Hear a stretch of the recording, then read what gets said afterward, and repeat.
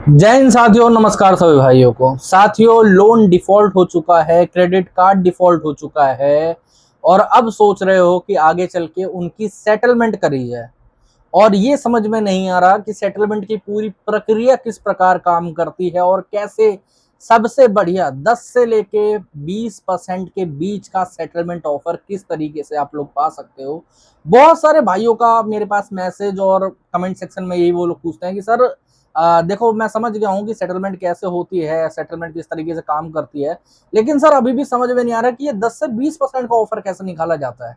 क्योंकि मैं तो बैंक वालों को अप्रोच कर रहा हूँ, वो तो 40% बोल रहे हैं, 50% बोल रहे हैं।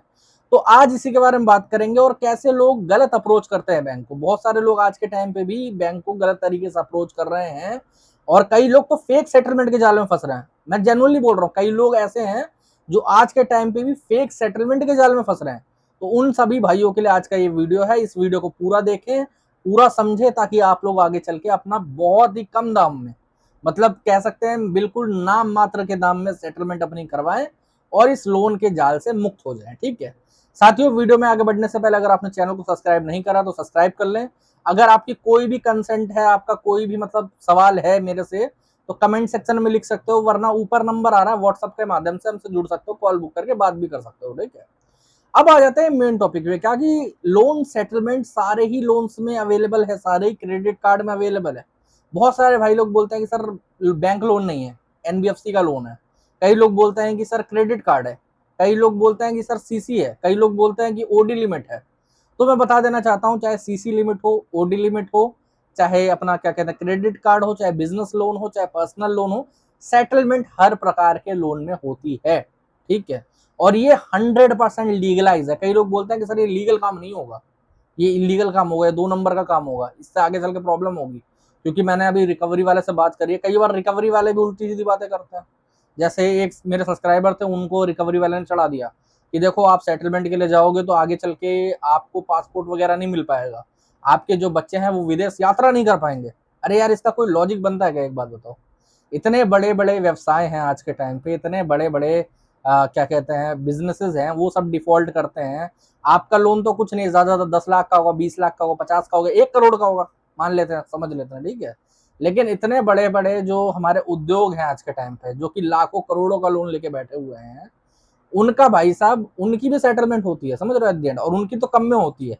मैं आप लोगों को जेनुअनली अगर कहूँ तो। ठीक है, तो अब सेटलमेंट एक्चुअली में काम कैसे करती है, तो बहुत सारे भाई मुझसे कनेक्ट करते हैं और वो ये बोलते हैं कि सर मेरा अभी 2 महीने हो गया है, ठीक है, हम लोग सेटलमेंट के लिए अप्लाई कर सकते हैं क्या?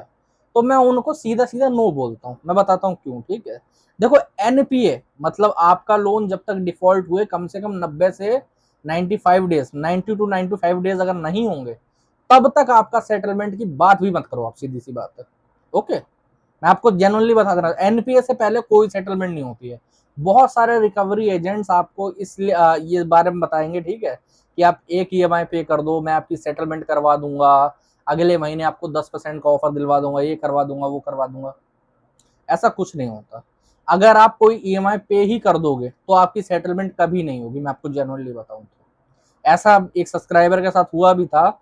उन्होंने बजाज फाइनेंस करके, एनबीएफसी आप सभी को पता होगा, ठीक है, तो उसके रिकवरी वाले ने इनको 2 महीने बहुत घुमाया कि भाई साहब आप एक ईएमआई पे करो आज, अगले महीने में आपकी 10% में सेटलमेंट करवा दूंगा। एनपीए से पहले की बात है ये, समझ रहा पूरी पूरी। ठीक है, कस्टमर ने पे कर दिया, अगले महीने कस्टमर को बोल दिया कि यार सर आपका जो ऑफर है ना वो आ गया है, बट अब क्या है, वो बोल रहा है कि एक और पे करवाओ, वरना जो आया हुआ ऑफर है वो भी चला जाएगा।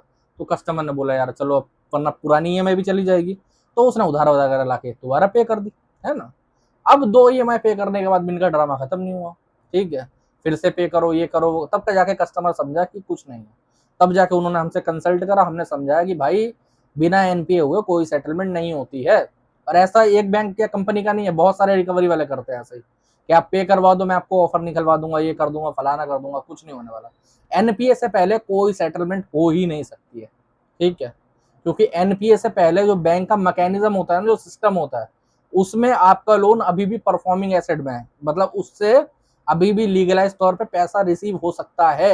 बैंक को अभी भी उम्मीद है, और जिस चीज से उम्मीद होती है ना, उसको ऐसे नहीं छोड़ा जाता। एनपीए के बाद वो लोग उम्मीद खो देते हैं, सीधी सी बात है। एनपीए के बाद आपको ऑफर्स मिलने लगेंगे। अब कई लोग ये भी बोलेंगे तो ठीक है हम एनपीए के तुरंत बाद सेटलमेंट कर लेंगे, तो ये भी बहुत बड़ी गलती है, ये बेवकूफपना है। मैं जनरली अगर कहूँ ना तो ये बेवकूफपना है। मैं बताता हूँ कैसे, ये दो तीन तरीके से बेवकूफपना है। आदमी लीगलाइज तौर में भी परेशान हो सकता है इससे, मैं समझाता हूँ कैसे, ठीक है। देखो एनपीए के तुरंत बाद ना आपको ऑफर कितने का मिलेगा पता है? 40% का, 50% का। उससे नीचे कोई भी बैंक या एनबीएफसी नहीं जाएगी तुरंत। क्यों नहीं जाएगी? क्योंकि अभी तक आपका लोन राइट ऑफ नहीं हुआ है।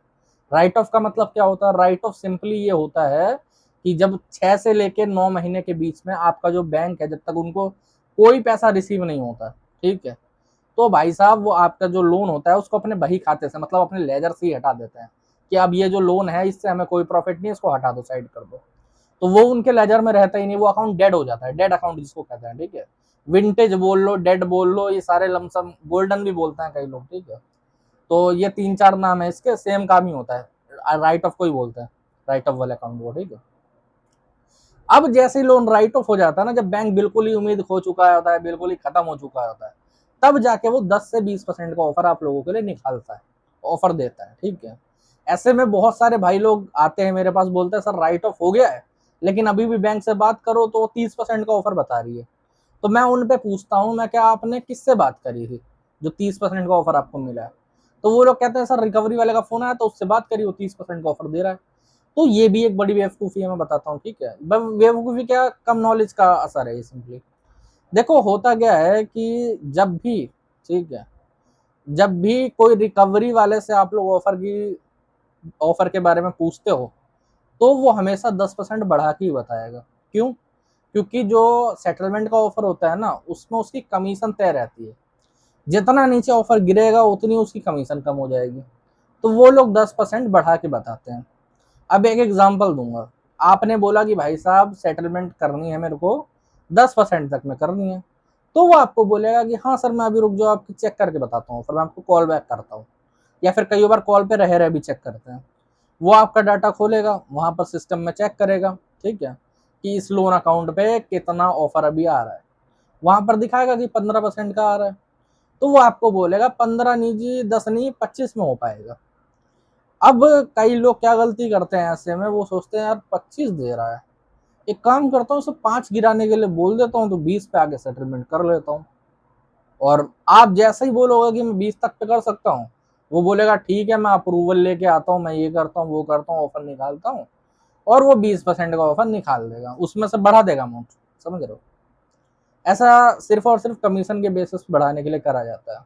तो मैं आप सभी पे कहना चाहूंगा, जो भी आपको रिकवरी वाला ऑफर दे रहा है उससे हमेशा 10% गिरा दो। अगर वो 25 बोल रहा है ना, तो समझ लो कि 15 तो मेरे लोन ऑफर पे आ ही रहा है कम से कम, ठीक है। तो उसे बोल दो कि भाई मैं 15 में कर पाऊंगा, या 10 ही में टिके रहो, सीधी सी बात है। कई लोग बोलते हैं कि 10 पे अगर वो राजी नहीं होगा तो क्या करना है? मैं बोलता हूँ कुछ नहीं, बना करो तो बात खत्म करो कहानी। अगर बोले कि 10 में, कई लोग बोलते हैं कि सर 10 का बोला तो गुस्सा हो रहा, बोल रहा 10 में सेटलमेंट हो ही नहीं सकती, तो मैं उस पर बोलता हूँ ठीक है, उसे बोलता हूँ मैं सेटलमेंट भी नहीं कर रहा, बात खत्म करो कहानी। नहीं है मेरे पास फंड, सेटलमेंट भी नहीं करूंगा। तो इस प्रकार से एक अच्छा ऑफर निकाला जाता है। और एक तरीका और होता है, कई लोग बोलते हैं कि सर मुझे रिकवरी वाले से बात नहीं करनी, मुझे सीधे डील करनी है। क्या तरीका है? तो देखो सीधे डील करने का सबसे बढ़िया तरीका ये है कि आप लोग जो बैंक है या फिर जो भी एनबीएफसी, एनबीएफसी में लेंडर होना चाहिए पता आप लोगों को, ठीक है, जिसने आपको एक्चुअली में लोन दिया है उसको आपको मेल करना है, ठीक है। उनको एक लिखित सेटलमेंट रिक्वेस्ट लेटर बना के भेजिए, ठीक है, मेल पे या फिर अपना स्पीड पोस्ट के जरिए। वहां पर सीधे लिख दीजिए कि भाई साहब इतना इतना लोन है, ये प्रॉब्लम चल रही है, 10% में सेटलमेंट कर पाऊंगा, 10% का अमाउंट मान लेते हैं 1 लाख रुपए का लोन है, तो 10,000 रुपए भर पाऊंगा। अगर आप राजी होते हैं तो सेटलमेंट लेटर रिक्वेस्ट एक्सेप्ट करके भाई साहब सेटलमेंट लेटर इशू कर दीजिए, बात खत्म हो जाएगी। समझ गए? तो ऐसे में सेटलमेंट भी बहुत आराम से हो जाती है। और कई लोग ये बोलते हैं कि सर सेटलमेंट के लिए कुछ खिलाना पड़ेगा उन लोगों को, कुछ वो करना पड़ेगा तो वो लोग करेंगे, ऐसा कुछ नहीं है। सीधी सी बात है भाई साहब, उनका जब तक आप पैसा पे कर रहे थे ना, आपको जेनुअनली बताऊं, कई लोग बोलते हैं ना कि सर वो नहीं माने या फिर क्या होगा, तो मैं उन पर एक ही चीज बोलता हूँ कि भाई जब तक आप पैसा पे कर रहे थे ना, तब तक उनकी मर्जी थी कि वो इंटरेस्ट कितना लगा रहे हैं, क्या कर रहे हैं, क्या नहीं कर रहे हैं। अब जब आप पैसा पे नहीं कर पा रहे हो ना, तब आपकी मर्जी है, ठीक है, क्योंकि लाइबिलिटी अब आपके ऊपर से हट चुकी है एक तरीके से जाना जाए। तो इतना कोई डरने घबराने की जरूरत नहीं, लेकिन हाँ आपको एक टाइमलाइन जरूर फॉलो करनी पड़ेगी। हमेशा सेटलमेंट राइट ऑफ के बाद ही करें ताकि आपको एक अच्छा ऑफर मिल सके, ठीक है। और ज्यादातर सेटलमेंट आप लोग, मैं जरूर बोलूंगा कि सेटलमेंट रिक्वेस्ट आप लोग मेल के द्वारा भेजा करो, वो क्या है रिकॉर्ड में भी रहती है, और आगे चल के बैंक ना इसके बेसिस पे आपके केस भी बच सकते हैं बहुत सारे। कई लोग पूछते हैं ऐसा कैसे होता है, तो देखो जब भी है ना आप बैंक को बार बार मेल करते रहोगे सेटलमेंट रिक्वेस्ट के रिगार्डिंग और अपना ऑफर बताते रहोगे, तो उनको एक वो रहता है कि अगर मान लो कहीं केस भी फाइल करेंगे वो, ठीक है, तो उनको पता है कि भाई बंदा तो ऑब्जेक्शन कर देगा कि मैंने तो भाई सेटलमेंट की डिमांड करी थी 10% में या फिर 20% में, जो भी है, मैंने तो उसको बैंक ने उसको कंसिडर करा ही नहीं, तो वहां से भी केस खारिज हो जाते हैं। तो ये सबसे बढ़िया ऑप्शन रहता है सेटलमेंट करने का। ठीक है, बाकी साथियों आज के वीडियो में इतने। अगर आप लोगों को वीडियो अच्छा लगा हो तो चैनल को सब्सक्राइब कर लेना। अगर और कोई दिक्कत प्रॉब्लम परेशानी आ रही है, ऊपर नंबर आ रहा है, व्हाट्सएप पर मैसेज कर सकते हो। ठीक है, जय हिंद सभी भाइयों को।